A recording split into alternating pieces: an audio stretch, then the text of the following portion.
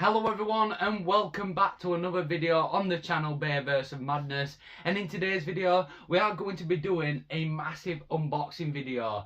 In this huge box right here are some of the rarest Transformers movie figures that were to be released throughout the Transformers Michael Bay films, and yeah, I cannot wait any longer to crack this open. I've already opened the lid of the box, obviously it had my personal details on it, so I've ripped them off, and yeah, we are literally ready to take out the first figure in this very box. So if we just remove the packaging, I am just so excited to add these to the collection. The collection's been doing absolutely amazing at the minute. Obviously to my left here we have just completed the Transformers Dark of the Moon Deluxes.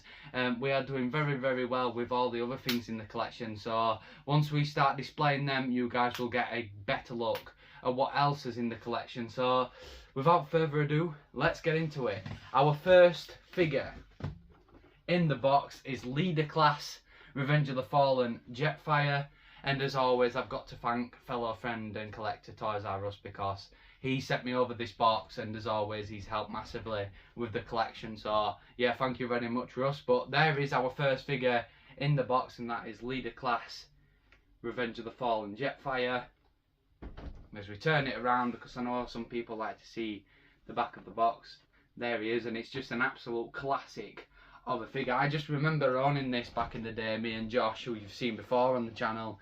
He used to have Jetfire and the Optimus Prime that I actually do own sealed in my collection. So yeah, to get figures that you used to play with back in the day, it's an absolutely incredible feeling, to be honest.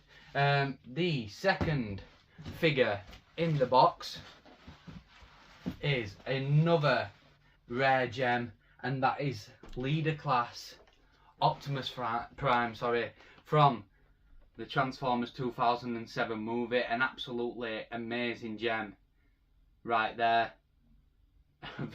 very old classic. It's absolutely incredible that I own this now. There we go, and he will go right here. I will show you guys in more detail later on. The next figure, and I'm actually going to save that one till last, but the next figure is one from the Age of Extinction Advanced Series line, and that is Decepticon Stinger. Now obviously Stinger, this was only realistically the figure that was released of Stinger through Age of Extinction, and that was in the Advanced Takara line, which is actually one of my favourite Transformers movie lines, just because of how rare the line actually is. So yeah, we're not doing too bad with the advanced line. There is another advanced figure in this box, and one that's going to blow your absolute minds, but yeah, we're not doing too bad. We do have Jolt, we have Stinger, and I can't really remember who else we do have, but what we're going to do is I'm going to show you the back of the box right here, and then I'm going to flip it over, and there is Stinger in more detail, looking absolutely incredible. The box as well is in absolutely amazing condition, which is great for us. And then I believe this is the last figure, as I just empty out all the bits and bobs. I've just got to say, Russ, this is great packaging as always, mate, honestly. What is that? Oh, that looks like some backing. Yeah, so the last figure to complete this insane unboxing video is Age of Extinction Advanced Dispenser from Transformers 2007, his brief appearance in that film, and as you can see, an absolute rare gem for the collection. For those out there who know, many people do actually want this figure. It's actually incredible, and I think it's actually a repaint of the 2007 Payload, if I'm not mistaken. But yeah, there is one of the rarest Transformers movie gems of all time. I can't believe I actually own this in my collection.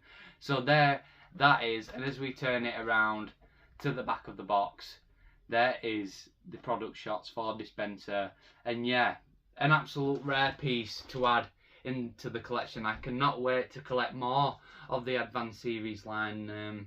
As you can see there, that is number 11. If you guys can see, that was number 11 in the Advanced Series line, and Stinger was 32. So there are quite a few of the advanced series, and that ranges between deluxes, voyagers, and leader classes, I think, and yeah, just a mixture of everything, to be honest. But the rarity of these figures is just absolutely insane. And to be honest, I was actually speaking to a lot of collectors out there, and Age of Extinction in general is just so hard to get, whether it be in the Takara line or the regular Hasbro line. The Age of Extinction stuff is just so hard to find. It's just absolutely crazy how difficult it's to find the Age of Extinction stuff, even on things like eBay, or other collectors that collect stuff like this. It's just so hard to find the Age of Extinction stuff. So to get something from the Takara line Advanced Series, it's just absolutely nuts. And obviously this figure is actually really well done. Look at the product shots for that in more detail. It looks absolutely crazy. But yeah, I'm going to stop babbling on now. What I'm going to do is set the camera up and show you these in more detail. And here are the figures we've acquired in today's unboxing video. It's absolutely insane that we own these in our collection now. I am just absolutely mind blown. And when I was setting these up, I was like, what the hell, like the collection is shaping up to be absolutely fantastic, and I cannot wait to start displaying these in the collection properly. So what we're going to do now is go through them one by one. So obviously we have leader class Jetfire from Revenge of the Fallen added to the collection. We have that awesome rare Stinger that was released through Takara's line, the Advanced series, which is number 32. It kind of reminds me a bit of the Studio series saying that, actually. But yeah, there is Stinger. And then obviously we have Dispenser, which is probably one of the rarest figures now in the collection. And obviously he was number 11 in the Advanced series line. And obviously he did appear in Transformers 2007. And then there is the leader of the Autobots himself, Optimus Prime, from Transformers 2007, the leader class version. And yeah, just absolutely insane that we've acquired these in today's video. So what I'm going to do now is actually set up the camera, because I've got some things to tell you guys, and some exciting things that are heading up on the channel.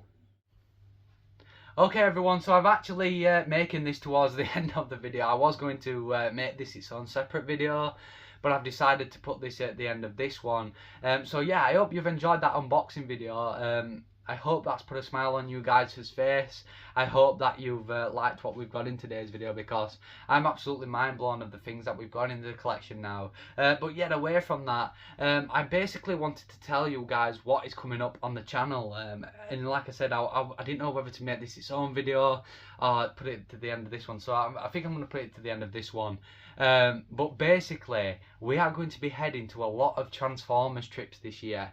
And so basically this weekend coming, we are going to be heading off to our first TF UK Con. This is the first one I've ever been to, and I am very, very excited. And Simon Furman is going to be there, who actually helped write the Transformers 2007 prequel comics. Now, I know a lot of things were retconned by Age of Extinction and The Last Knight's timeline, but a lot of things are actually still canon in the prequel comics. Obviously, Archibald Witwicky's telling of Megatron is kind of canon still.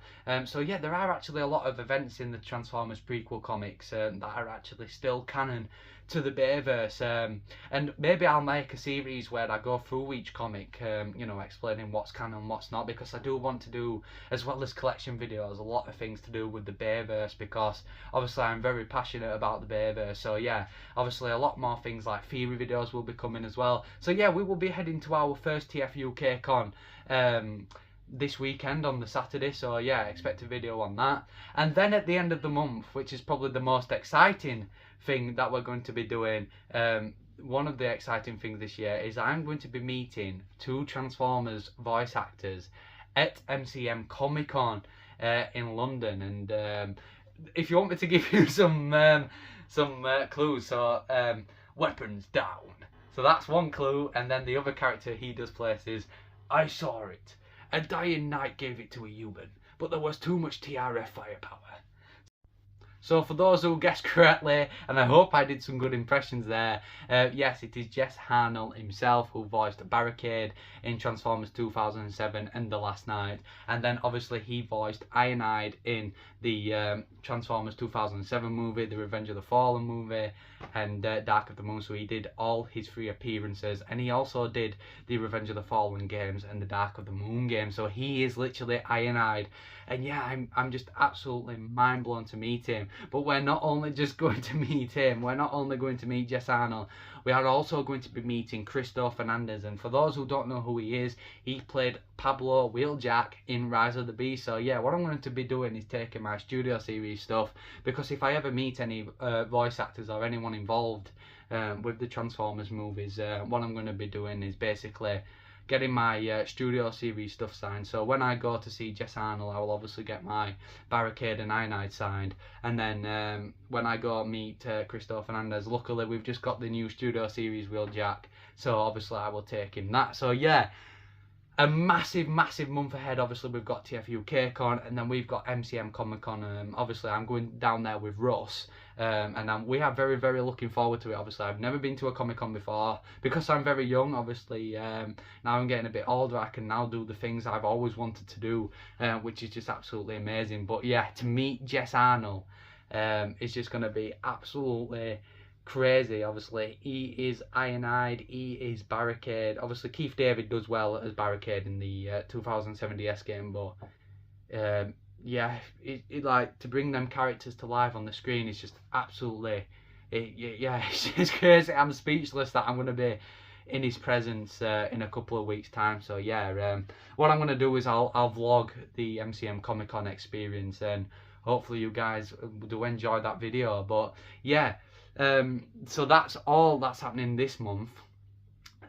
In July, I kind of hinted at this earlier, we will be basically going to another convention in Huddersfield, which is in the UK, and I will be meeting the bounty hunter himself, the old war veteran, and the Guardian himself, Bumblebee, Lockdown and Jetfire.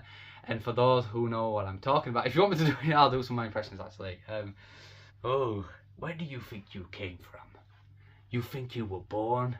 No, you were built, and your creators want you back. We all work for someone. And if you want me to do a voice of Jetfire, I can't talk, I'm on a mission. And obviously Bumblebee doesn't really speak, apart from the first film, which obviously got retconned for The Last Night. But yeah, I will be meeting Mark Ryan. I hope I've done some good impressions again. I'm trying to do something a little bit different here. But yeah, I hope I've done some good impressions. But yeah, I'm just excited for the things coming. But yeah, we will be meeting Mark Ryan, who obviously voiced Bumblebee, Lockdown and Jetfire, and he also did many other characters. He obviously did Bulldog in The Last Night, he did the Lieutenant, who only appeared for like 5 seconds, but yeah, he has played a massive part in the Transformers live action movies, and he did way more than just voice, you know, the characters. He played a massive part on set. Obviously when the Transformers are not real, and what they had to use was basically poles with tennis balls so they could eyeline, and Mark Ryan would do the voices, for example Optimus Prime. So for example, during the Age of Extinction scene where the Autobots storm Kearsarge's building, when Joshua Joyce is basically speaking to Optimus, "Stop! That's company property," and he's going, "We're not your property, they were my friends." Mark Ryan would basically do Peter Cullen's voice on set, so you know Stanley Tucci would basically have a good understanding of when he would say the line, and obviously his presence there. So yeah, he, like little things like that, he played a massive part in the Transformers movies. So yeah, I am just absolutely buzzing to meet him. And then obviously we have got TF Nation again in August, hopefully I can afford to go, because these trips have cost me an absolute fortune. But yeah, obviously that's why we work. We work to do the things we love. That's what I like to say anyway. I absolutely hate working, but I always say, if I didn't work, I wouldn't have the things I have, and obviously I wouldn't be able to do the things I'm doing now. And then obviously we have TF Nation in the summer. Hopefully I can do the full weekend again. Obviously I'm going to vlog that as well. So yeah, again, there's a lot of things to look forward to. And then something else I'm really looking forward to is, because of some of the Transformers movie scenes were filmed in my country, the UK, I will be visiting, hopefully later in the year, if not next, some Transformers movie locations, starting off with The Last Night. Now, I might make a video explaining my thoughts on The Last Night, but The Last Night basically got me into collecting.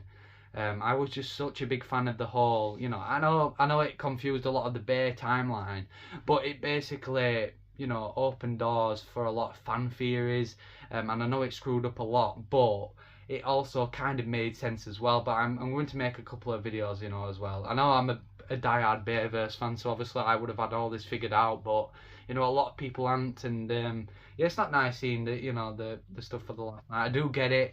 I remember being sat in I was the first one in the theatre on the opening night, and the last one to leave, and I was like, I know full well that this isn't gonna go down so well, because you just have that feeling. I enjoyed it because obviously I'm a Bayverse fan, but it's like, it's the weakest, and also it was filled with so much plot holes and all that. But yeah, so yeah, obviously we're going to a few Transformers locations, hopefully this year or next. Definitely next year, but hopefully I can fit them in this year. It depends what's going to come on the channel, because obviously with me meeting Jess Arnold, Christoph Fernandez and Mark Ryan in a short space of time, they are basically some of the main voice actors for the Transformers movies. So yeah, it's going to be absolutely insane to meet them. It's going to be a dream come true. Obviously I've been a fan of the Bayverse ever since I was very young, and obviously The Last Night,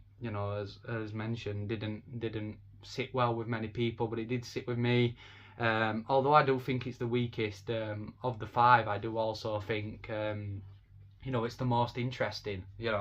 Every time you watch it, you always come up with a new theory or something that could connect all the films together, and The Last Night definitely accomplished that, with Unicron appearing and the whole Wickham thing, and what happened to Sam, which I have my own opinions on. But yeah, I'm going on a little bit off the rails here, but yeah, I'm just excited, and hopefully we can visit some Transformers movie locations. And when we go visit the Transformers movie locations, what I'm going to do is make it a little documentary. So while we're doing the filming locations, I might give you some history about why they picked this place and what this meant, and the importance of it. Obviously because I'm a massive fan of the Bayverse, that's my hot topic, and I can answer everything to do with the Bayverse. But yeah, I am just excited for the things to come, and I hope you all guys are excited. I know I've gone on a little bit here. I might do a live video actually very soon, to talk to you guys properly if there's anything you'd like to ask. But yeah, feel free to do so. But yeah, I might do a live video soon. I don't know when. I might do a live video. But yeah, I hope you guys enjoyed this video. I hope you guys enjoyed this extended bit. There's a lot of things happening in the collection, so in the collection as well as outside of the collection. We're going to be doing some massive things in the upcoming months. So the good news is I'm not going to be disappearing anytime soon, so that's absolutely fantastic. But yeah, thank you all for watching. I appreciate the support so much. Obviously we've just displayed the Dark of the Moon collection, and the comments for that have just been absolutely heartwarming.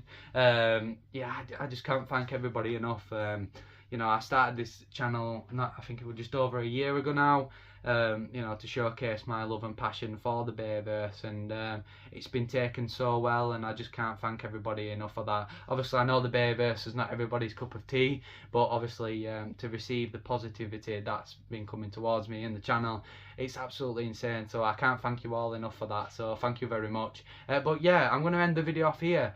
I hope everybody enjoyed. Like and subscribe as always, but for now, take care everyone.